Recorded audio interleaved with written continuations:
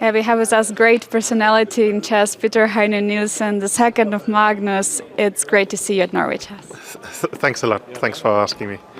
So for many years, you're all a second. How did it actually evolve? How did it change? Mainly because of computers and everything advancing, and Magnus playing classical and probably training less classical and probably training also less. I mean, of course. I'm 52 years old, so I'm old enough to have been through several phases, as most people have. That AI and computers has developed tremendously, right? And I've been basically working as a second for 20 years. 20 years ago, computers were still decently weak at chess and was very slow compared to today, right? So at that point, I mean, computers were at best sparring partners. You give them an idea, they give you, some kind of feedback, and you try to use it like that. Nowadays, they are basically oracles that, you feed them a position and they basically give you the solution. So chess is almost solved to practical terms in the sense that the computers are so strong that we have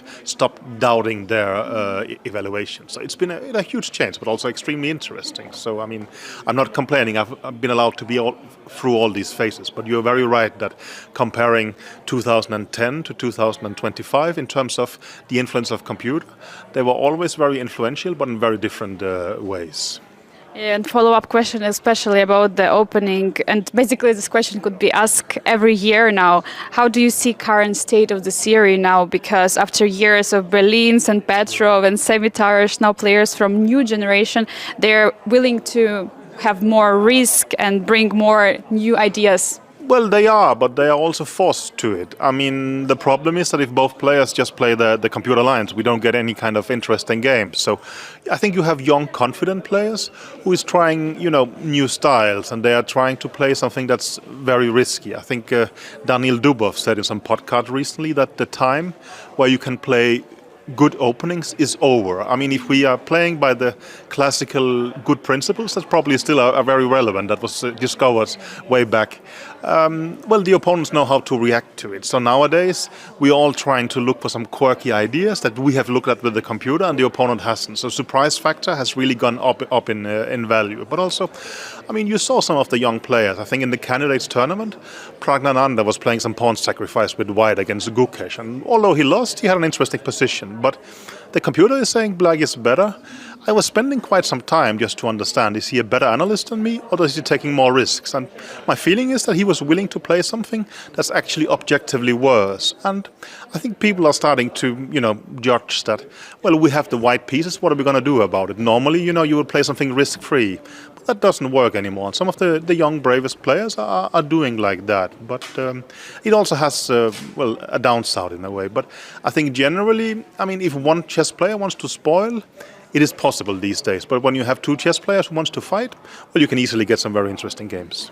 Yeah, exactly. So since recently Magnus is playing less classical chess, do you think it makes preparation a bit more easier in a way that you can play something from older lines, but still come and have some play in the game? No, you're right. This is his only classical tournament, more or less, this year.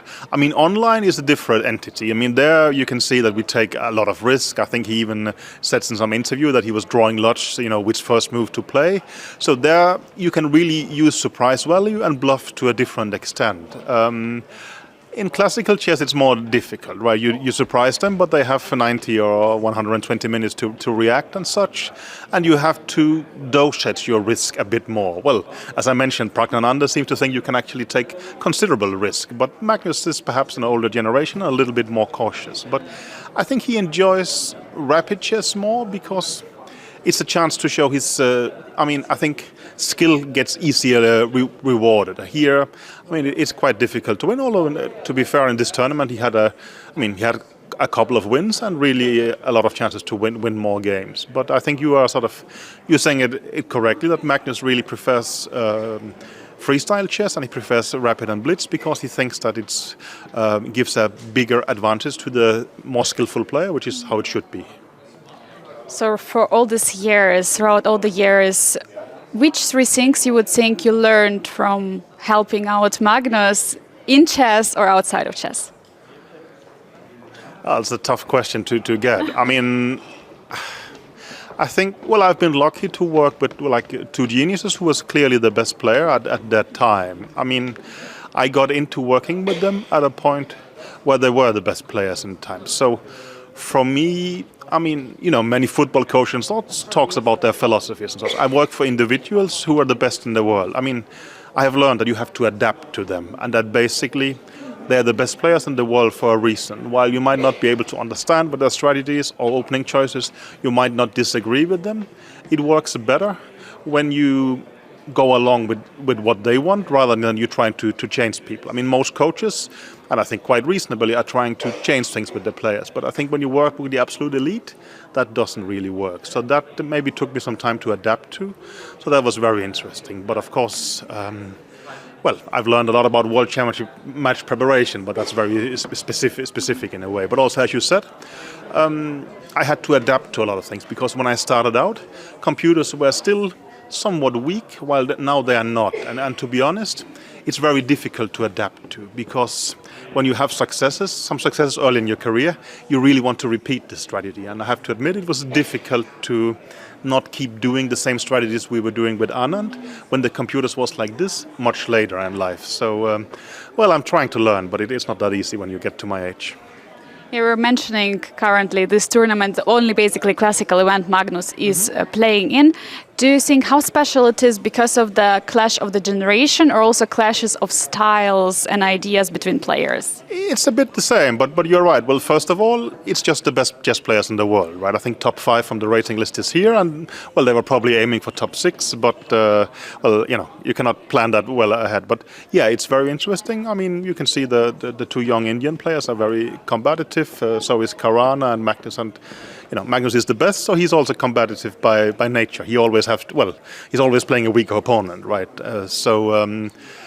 It's a very interesting mix, and I think also you saw in the first many rounds there was a surprisingly high number of decided games, which is very rare at this level. And I think it's because, well, you have young, ambitious players who are pushing hard and probably pushing too much. You have older players who is trying to exploit that. And in that sense, it's been very, very interesting. And also, as I said, that generally in classical chess, we had frustration that Magnus, you know, while perhaps playing better than his opponent, is not going to lead to, you know, getting a win. I mean, here he had the chance to win at least 4 games, perhaps even 5, right? 4.5, depends on how you look at it with Caruana. So it has not been impossible to create chances. So I think from a chess perspective, it's been a very interesting event.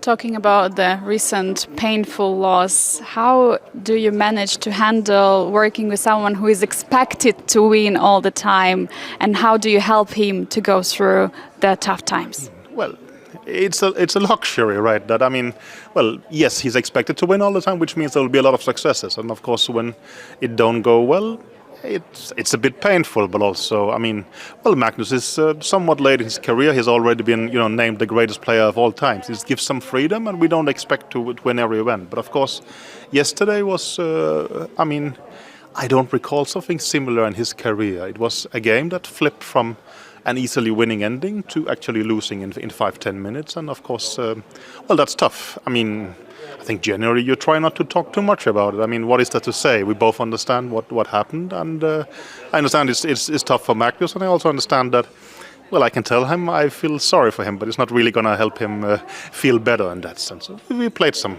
golf in the morning, and we tried to move on. But, well, that I've learned both from Vishy and with Magnus, that, well, time is gonna heal it to a certain extent, right? But there is not much you can say that helps, or at least in the 20 years I've worked as a second, I have not managed to find out what helps. So, I mean, if someone knows, please let me know. But my general feeling is that, yeah, that's just how it is. But still, after all, it's only sport, right? So it's going to happen at times. Yeah, you're very close also to Magnus. How personally does it affect you, this loss of Magnus? I mean, of course it affects me, but I mean, that's perhaps also something I've learned, that, well, while I might be stressed and I might care a lot, I mean, these people care tremendously themselves. So it's not my role to add more pressure. So should I feel nervous about it? Should I be disappointed about it?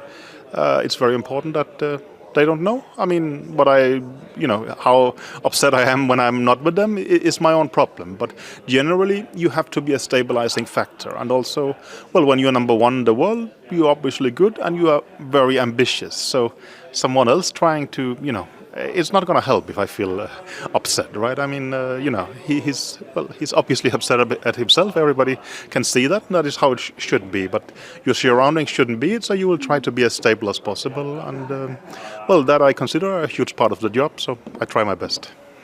Magnus has achieved almost everything in the classical chess. Besides, let's say, Olympic win, are there still ambitions left for him in the classical chess?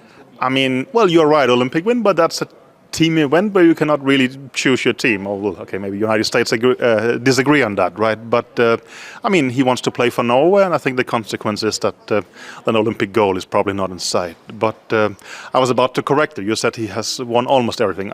I think actually he's won everything there is to win, right? I mean, it sounds weird, but when he won the World Cup, we were very excited and really thought it was a great performance. It's strange. There was a World Championship match half a year earlier and we thought, yeah, that's nice. But this was something special. Not only because he hasn't won it before, but also, well, it's perhaps more difficult in a way. So he was looking for this kind of challenges. And also, I mean, when he wins this freestyle events, we care a lot about that. So I think he is looking for challenges also. Well, I mean, I think when he managed to win both Rapid and Blitz, 2 times in a row and such, this also felt special. So I wouldn't say that it's not like the hunger is there, but I mean, he chooses his own aims and a little bit the same. I mean, some will say, why don't he care about the World Championship? And what is my opinion? But, well, my opinion is that my opinion doesn't matter. He has his goals, I help him fulfill them, and what I think would be a better goal has absolutely no relevance. But I also think he actually chooses very, very good and interesting goals. And for instance, with freestyle chess, I used not to be a fan at all. I mean, after all, I've been an opening analyst for the whole of my life, but luckily I was forced to look at it, and now I'm, completely amazed by it and think it's good. So perhaps a good thing again, I said that, well, while I might disagree with what Vishy and Magnus want, I don't have sort of the liberty to choose, and sometimes it means that you get to do something interesting you wouldn't have done. So I can't complain. So you think the final challenge, so to say, of Magnus is to challenge the freestyle, to challenge the crown for the freestyle Grand Slam, or?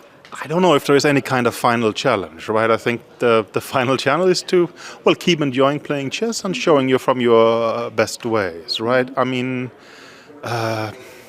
no, that's up for him to decide in a way. But I mean, you're a 34-year-old. You've been dubbed the greatest of all time. We can always discuss Kasparov and stuff.